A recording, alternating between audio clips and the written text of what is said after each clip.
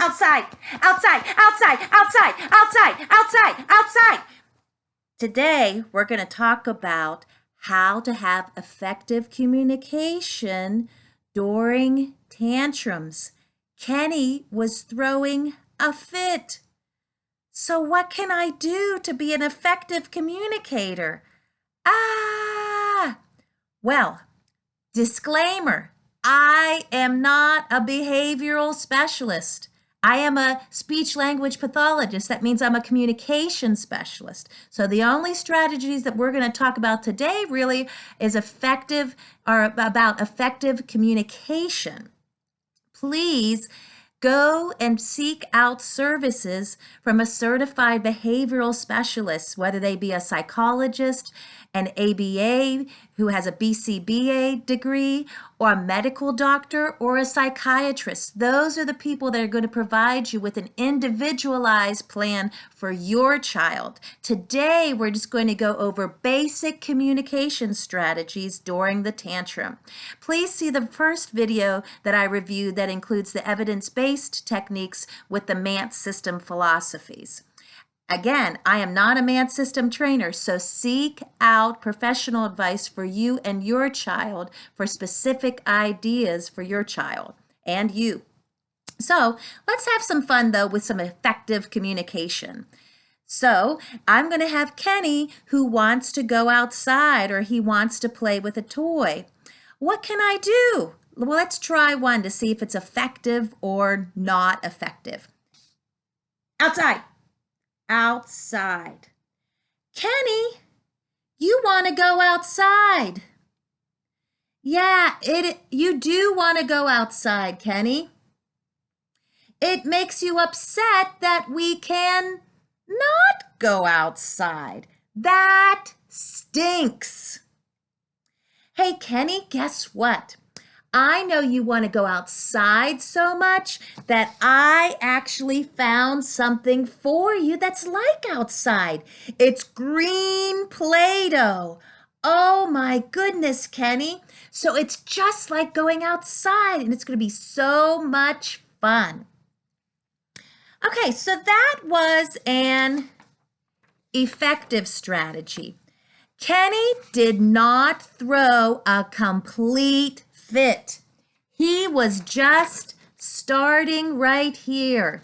That's where I offered the alternative. And I also gave him some reassurance and I validated his feelings. I did not say to Kenny, hey, Kenny, it's okay. It's no big deal, Kenny.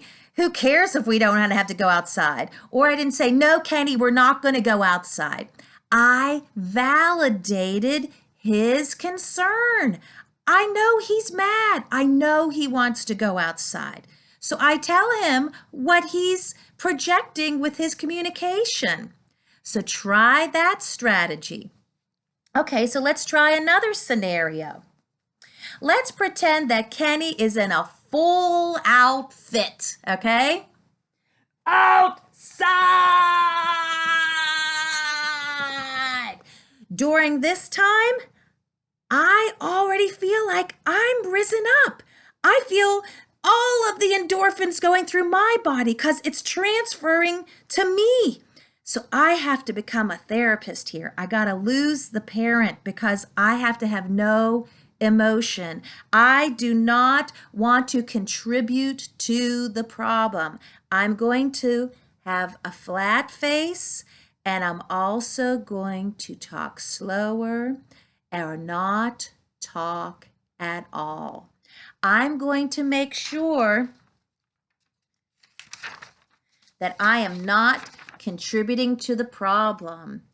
I'm going to make sure that he's not harming himself, the environment, or another person, and I'm going to limit the talking. And again, I'm not going to become part of the problem. So when Kenny's going like this, I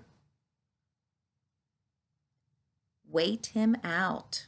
I wait him out. And that's when you look at the clock and say, how long is this taking? I've been in fits that last an hour, 2 hours. And I know that it's eventually going to end though, and I have a light at like 10 p.m. when I know my kids are going to bed. So again, go to your individualized behavioral therapist to give you a better approach for your child. So I'm going to limit the interaction and limit the talking when I'm just throwing the major fit, and I'm going to guide his hand down. If he's biting his hand, I'm going to gently take it out, and again, be trained on those methods so you are not hurt or you don't hurt your child. Again, these are basic communication strategies. Learn from a certified specialist for your child. So, general communication strategies are limit the talking. Do not reward a fit. Let's see what that scenario can look like next. And we also talked about the stop the fit before it starts. And we also just reviewed ignore the behavior unless they're harming themselves, the environment, or another person. That's when you just make the environment safe, like we talked about before, guiding Kenny's hands down. Well, let's see an ineffective, not effective strategy when Kenny is up there in that fit. I want to go outside. I want to go outside. I want to go outside. Oh, Kenny, guess what? I got your Play-Doh, Kenny. Guess what, Kenny? I got this. Isn't this cool, Kenny? Isn't this great? Ah! Overstimulation can happen with that. Plus, do you really want to give Kenny Play-Doh when he's just throwing a fit? Kenny is learning through that interaction that, hey, guess what? I'm bored. So, yeah, I know, Kenny, you were bored. And if you threw a fit, that means somebody's going to get something special for you and have something fun because you threw a fit. That is a communication strategy that he communicated. Hey, I want something through the fit. And then he got something pretty good.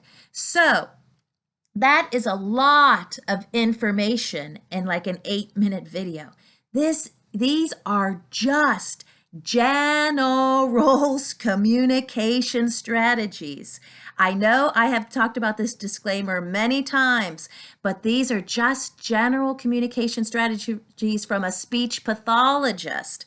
I am not a behavior therapist, and I am not a psychologist or a medical doctor. Please see those disciplines or your ABA therapists if your child has behaviors that are ongoing and disrupting your life so that you can have an effective behavior program for you.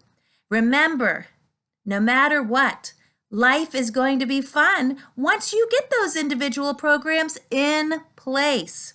So let's have a good day. And Kenny, I'm going to remind you, you throw a fit, you get nothing. And look back at this chart and the first video for, again, just general communication strategies using Mance system philosophies. And disclaimer again, I am not a Mance trainer, but general communication philosophies can make life better sometimes. So remember that this can be done, and I'll see you in the next video.